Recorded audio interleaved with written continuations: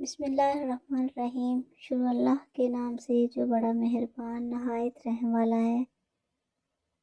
السلام علیکم ورحمۃ اللہ وبرکاتہ۔ اسلامک سینٹرز چینل میں خوش آمدید۔ ویورز، جس طرح آپ کو اس چینل میں اسلامی تاریخ کے بارے میں بہت ساری معلومات ملتی ہیں، اسی طرح میں آج بھی آپ کے لیے حضرت نوح علیہ السلام کی حالات زندگی،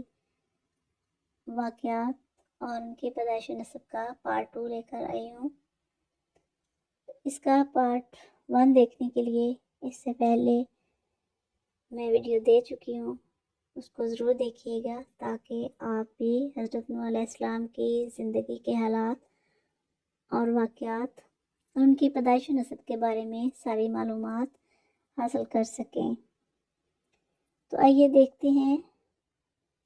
حضرت نوح علیہ السلام کی حالات زندگی کے واقعات اور پیدائش و نسب کے باقی حصے کو۔ تو ویڈیو کو اینڈ تک ضرور دیکھیے گا تاکہ آپ کو اس کے بارے میں ساری معلومات مل سکیں۔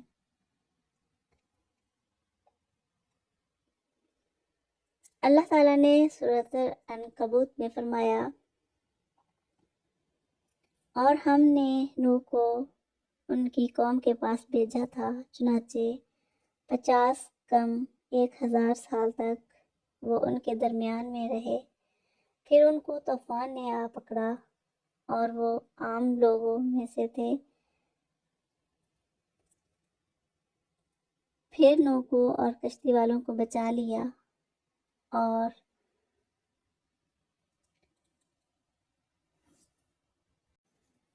تم نے اس کو دنیا جہان والوں کے لیے عبرت بنا دیا۔ ایک اور جگہ پر ارشاد باری تعالیٰ ہے، اور نوح نے ہمیں پکارا تھا تو دیکھ لو کہ ہم پکار کا کتنا اچھا جواب دینے والے ہیں، اور ہم نے انہیں اور ان کے گھر والوں کو بڑے کرب سے نجات دی، اور ہم نے ان کی نسل ہی کو باقی رکھا۔ اور جو لوگ ان کے بعد آئے ان میں یہ روایت قائم کی کہ وہ یہ کہا کریں گے،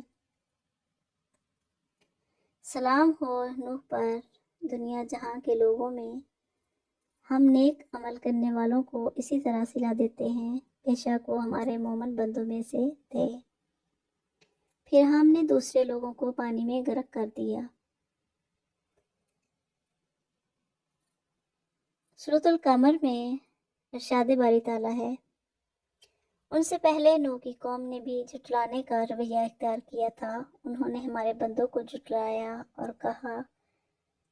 کہ یہ دیوانے ہیں، اور انہیں دھمکیاں دی گئیں۔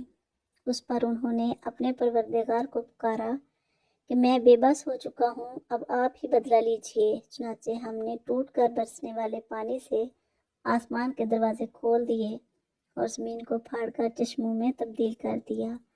اور اس طرح دونوں قسم کا سارا پانی اس کام کے لیے مل گیا جو مقدر ہو چکا تھا۔ اور نوح کو ہم نے ایک تختوں اور میخوں والی کشتی پر سوار کر دیا جو ہماری نگرانی میں رواں دواں تھی، تاکہ اس پیغمبر کا بدلہ لیا جائے جس کی ناقدری کی گئی تھی، اور حقیقت یہ ہے کہ ہم نے اس کو عبرت کی ایک نشانی بنا دیا۔ تو کیا کوئی ہے جو نصیحت کرے؟ اب سوچو کہ میرا عذاب اور میری تنبیہات کیسی تھیں۔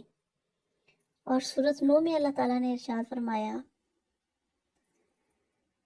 ہم نے نوح کو ان کی قوم کے پاس بھیجا کہ اپنی قوم کو خبردار کرو قبل اس کے کہ ان پر کوئی دردناک عذاب آ کھڑا ہو۔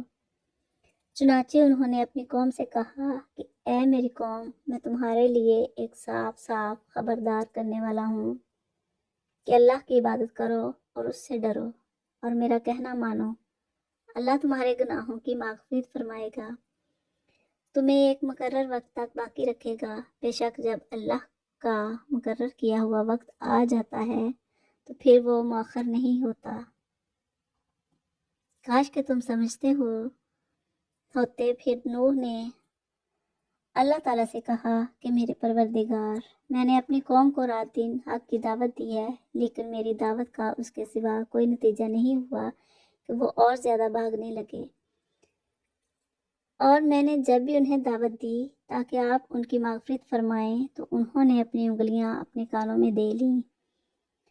اپنے کپڑے اپنے اوپر لپیٹ لیے، اپنی بات پر اڑے رہے اور تکبر ہی تکبر کا مظاہرہ کرتے رہے۔ پھر میں نے انہیں پکار کر دعوت دی، پھر میں نے ان سے علانیہ بھی بات کی اور چپکے چپکے بھی آزمایا۔ چنانچہ میں نے کہا کہ اپنے پروردگار سے مغفرت مانگو، یقین جانو بہت بخشنے والا ہے، وہ تم پر آسمان سے خوب بارش برسائے گا اور تم اپنے مال اور درختوں کو پانی دے گا اور تمہارے لیے باغات پیدا کرے گا اور تمہاری خاطر نہریں مہیا کر دے گا۔ تمہیں کیا ہو گیا ہے کہ تم اللہ کی عظمت سے نہیں ڈرتے، حالانکہ اس نے تمہیں تخلیق کے مختلف مرحلوں سے گزار کر پیدا کیا ہے۔ کیا تم نے نہیں دیکھا کہ اللہ تعالیٰ نے چاند کو نور بنا کر اور سورج کو چراغ بنا کر پیدا کیا ہے، اور اللہ نے غلہ زمین میں سے بہترین طریقے سے اگایا ہے، پھر وہ تمہیں دوبارہ اسی میں بھیج دے گا اور وہیں سے پھر باہر نکال کھڑا کرے گا، اور اس نے ہی تمہارے لیے زمین کو ایک فرش بنا دیا ہے تاکہ تم اس کے کھلے ہوئے راستوں پر چلو۔ نوح نے کہا، اے میرے پروردگار، حقیقت یہ ہے کہ ان لوگوں نے میرا کہنا نہیں مانا اور ان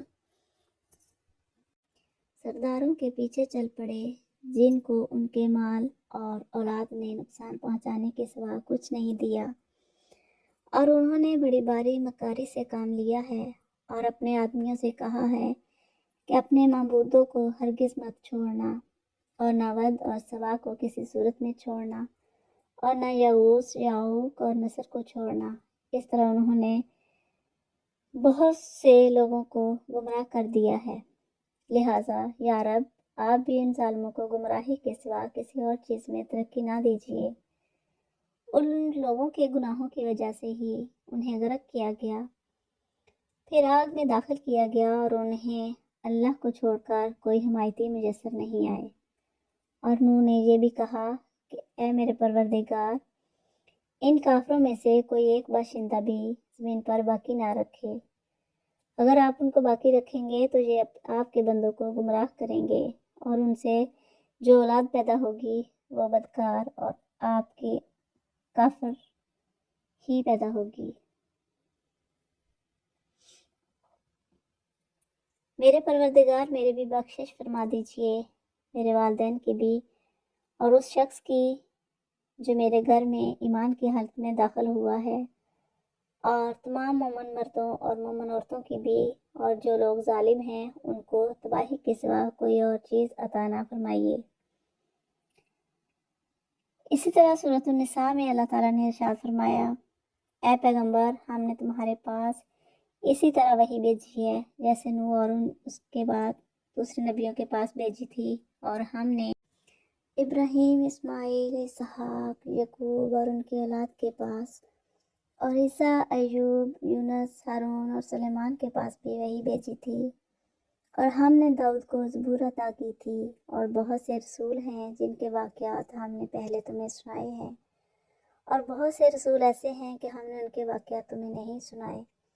اور موسیٰ سے تو اللہ براہ راست ہم کلام ہوا، یہ سب رسول وہ تھے جو ثواب کی خوشخبری سنانے اور دوزخ سے ڈرانے والے بنا کر بھیجے گئے تھے، تاکہ ان رسولوں کے آ جانے کے بعد لوگوں کے پاس اللہ کے سامنے کوئی عذر باقی نہ رہے، اور اللہ کا اقتدار بھی کامل ہے، حکمت بھی کامل۔ سورۃ الانعام میں اللہ تعالیٰ نے ارشاد فرمایا، یہ ہماری وہ کامیاب دلیل تھی جو ہم نے ابراہیم کو ان کی قوم کے مقابلے میں عطا کی تھی، ہم جس کے چاہتے ہیں درجے بلند کر دیتے ہیں۔ بے شک تمہارے رب کی حکمت بھی بڑی ہے، علم بھی کامل ہے، اور ہم نے ابراہیم کو اسحاق جیسا بیٹا اور یعقوب جیسا پوتا عطا کیا۔ ان میں سے ہر ایک کو ہم نے ہدایت دی، اور نوح کو ہم نے پہلے ہی ہدایت دی تھی، اور ان کی اولاد میں سے داؤد، سلیمان، ایوب، یوسف، موسیٰ اور ہارون کو بھی، اور اسی طرح ہم نیک کام والوں کو بدلہ دیتے ہیں۔ اور زکریا، یحییٰ، عیسیٰ اور الیاس کو بھی ہدایت عطا فرمائی۔ یہ سب نیک لوگوں میں سے تھے، نیز اسماعیل، یسع، یونس اور لوط کو بھی۔ ان سب کو ہم نے دنیا جہاں کے لوگوں پر فضیلت بخشی تھی، اور ان کے باپ دادوں، ان کی اولادوں اور ان کے بھائیوں میں سے بھی بہت سے لوگوں کو ہم نے ان سب کو منتخب کر کے راہ راست تک پہنچا دیا تھا۔ سورۃ بارات میں ارشاد باری تعالیٰ ہے، کیا ان منافقوں کو ان لوگوں کی خبر نہیں پہنچی جو ان سے پہلے گزرے ہیں؟ نوح کی قوم اور عاد و ثمود، ابراہیم کی قوم، مدین کے باشندے اور وہ بستیاں جنہیں الٹ ڈالا گیا، ان سب کے پاس ان کے رسول روشن دلائل لے کر آئے تھے۔ پھر اللہ ایسا نہیں تھا کہ ان پر ظلم کرتا، لیکن یہ خود اپنی جانوں پر ظلم ڈھاتے رہے۔ سورۃ ابراہیم میں اللہ تعالیٰ نے ارشاد فرمایا ہے، اے کفار مکہ، کیا تمہیں ان لوگوں کی خبر نہیں پہنچی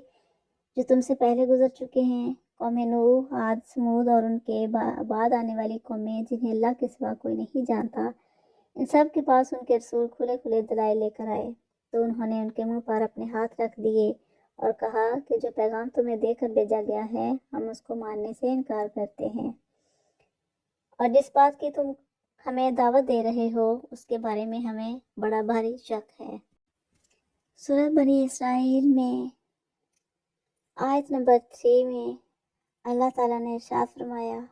اے ان لوگوں کی اولاد جن کو ہم نے نوح کے ساتھ کشتی میں سوار کیا تھا اور وہ بڑے شکر گزار بندے تھے۔ اس کے بعد مزید فرمایا سورۃ الاسراء کی آیت نمبر 17 میں، اور کتنی ہی نسلیں ہیں جو ہم نے نوح کے بعد ہلاک کیں، اور تمہارا رب اپنے بندوں کے گناہوں سے پوری طرح باخبر ہے، سب کچھ دیکھ رہا ہے۔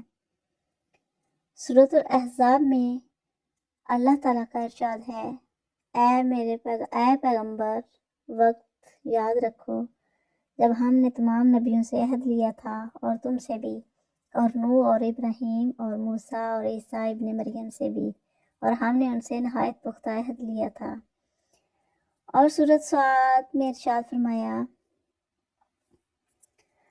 سورۃ صاد کی آیت نمبر 12 سے 14 تک اللہ تعالیٰ نے ارشاد فرمایا، ان سے پہلے نوح کی قوم عاد اور میخوں والے فرعون نے بھی پیغمبروں کو جھٹلایا تھا،